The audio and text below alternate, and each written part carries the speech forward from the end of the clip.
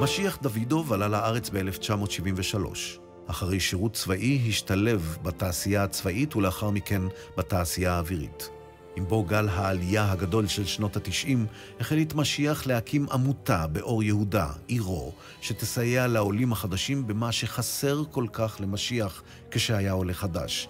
עזרה בקליטה בארץ, יחס חם ומחבק, ביקור חולים והכרת הארץ. כחבר מועצת העיר, דאג משיח לקהילה ולהשגת ציוד ראשוני לעולים. כל זאת בהתנדבות מלאה ובהמון רוח טובה. באור יהודה יש קהילה של כ-20,000 יהודים שעלו ממרכז אסיה, ומתנדבי העמותה מגיעים לכל הנזקק לסיועם. אני מאוד נהנה שאני עוזר להם.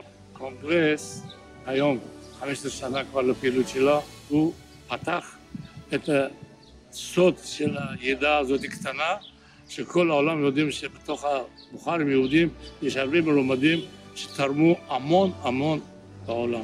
למשיח 2 ילדים, 6 נכדים ונינה בדרך. הערב הוא מקבל את פרס איש השנה עבור תרומתו לקהילת יהודי בוכרה בעירו ומנהיגותו והתנדבותו רבת השנים.